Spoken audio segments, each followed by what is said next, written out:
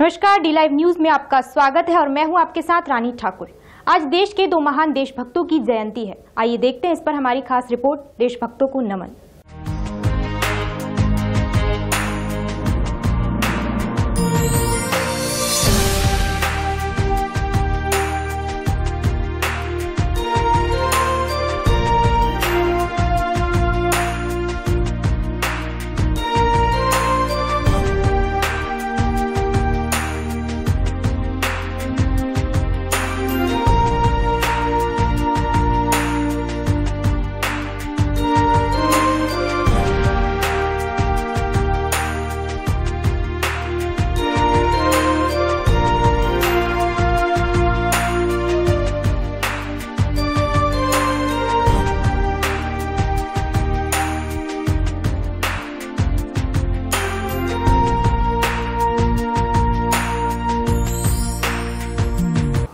स्वराज मेरा जन्मसिद्ध अधिकार है और मैं इसे लेकर रहूंगा।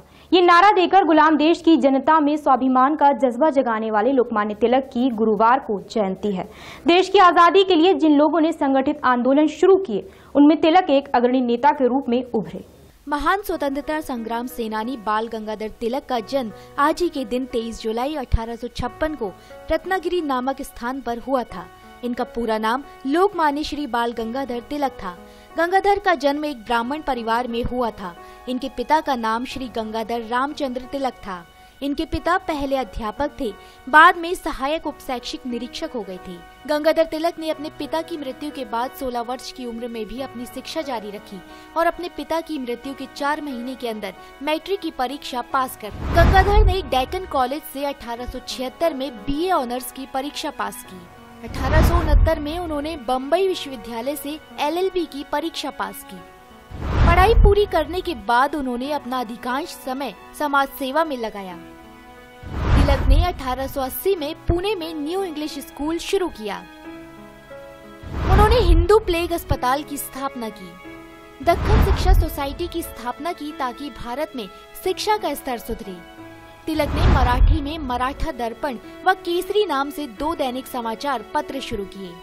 तिलक ने यूं तो अनेक पुस्तकें लिखी, किंतु श्रीमद् भगवत गीता की व्याख्या को लेकर मांडले जेल में लिखी गई गीता रहस्य काफी चर्चित पुस्तक है, जिसका कई भाषाओं में अनुवाद हुआ है।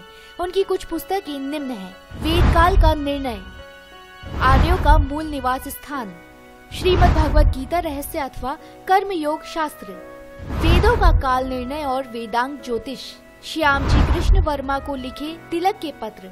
उनकी समस्त पुस्तकें मराठी, अंग्रेजी और हिंदी में प्रकाशित हुई हैं। स्वराज मेरा जन्मसिद्ध अधिकार है और मैं इसे लेकर रहूंगा का नारा देने वाले हिंदू राष्ट्रवाद के पितामह लोकमान्य बाल गंगाधर तिलक का 1 अगस्त 1920 को मुंबई में देहांत हो गया था।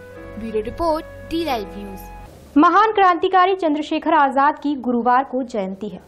देश की आजादी के लिए मर मिटने वाले आजाद का अंग्रेजों में इतना खौफ था कि अंग्रेज उन्हें महीनों खोजते रहे, लेकिन आजाद थे और वे अंग्रेजों को मात देते रहे। आजाद के क्रांतिकारी कार्यों के चलते ही भगत सिंह और सुखदेव जैसे देशभक्त अपने मंसूबों में कामयाब हो सके। आइए आजाद की जयंती पर देखते हैं डी लाइव न्यूज की खास पेशकश। चंद्रशेखर आजाद का जन्म 23 जुलाई 1906 को मध्य प्रदेश के झाबुआ जिले के भाभरा नामक गांव में हुआ था। उनके पिता का नाम पंडित सीताराम तिवारी और माता का नाम जगदानी देवी था। आजाद का जन्म स्थान भाभरा अब आजाद नगर के रूप में जाना जाता है। आजाद आजीवन ब्रह्मचारी रहे।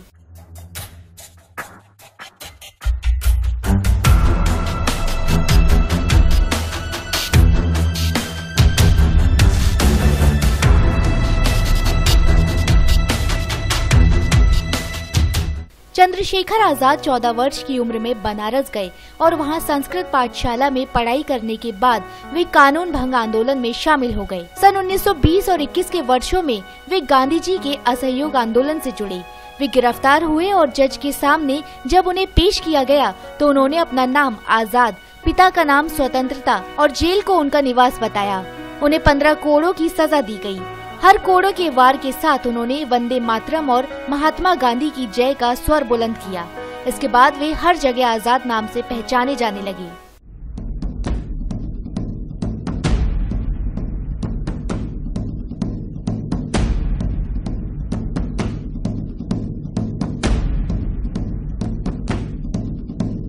सुरासो पहचानिए जो लड़े दीन के है, पुरजा पुरजा कट मरे कब न छाड़े खे, जो तो प्रेम खिलन का चाहो सिर दर तली गली मोरियाओ।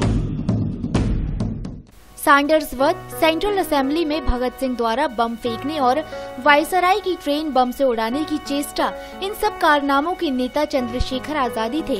1919 में हुए जलियांवाला बाग नरसंहार ने उन्हें काफी व्यथित किया। क्रांतिकारी आंदोलन जब उग्र हुआ तब आजाद हिंदुस्तान सोशलिस्ट आर्मी से जुड़े।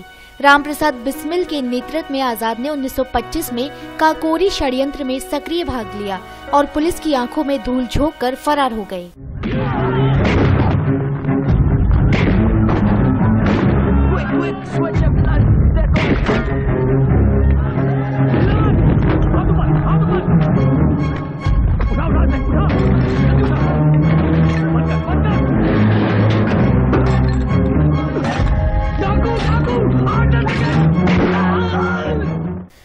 दिसंबर 1928 को चंद्रशेखर आजाद, भगत सिंह और राजगुरु ने शाम के समय लाहौर में पुलिस अधीक्षक के दफ्तर को घेर लिया और ज्यों ही जेपी सैंडर्स अपने अंगरक्षक के साथ मोटरसाइकिल पर बैठकर निकले तो राजगुरु ने पहली गोली दाग दी, जो सैंडर्स के माथे पर लग गई।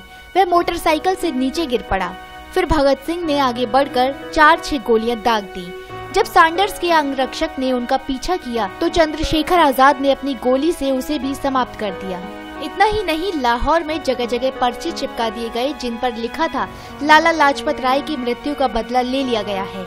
उनके इस कदम को समस्त भारत के क्रांतिकारियों ने खूब सराहा। अल्फ्रेड पार्क इलाहाबाद में 1931 में उन्होंने रूस की बोल्शेविक क्रांति की तर्ज पर समाजवादी क्रांति का आह्वान किया। उन्होंने संकल्प किया था कि वो न कभी पकड़े जाएंगे और न ही ब्रिटिश सरकार उन्हें फांसी दे सकेगी।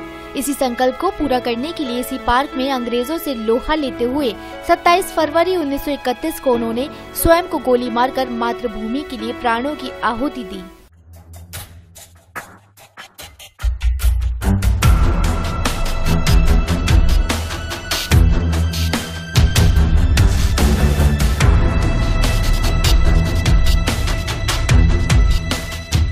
उनकी मृत्यु के बाद महान लोगों की प्रतिक्रिया कुछ इस प्रकार थी। चंद्रशेखर की मृत्यु से मैं आहत हूँ।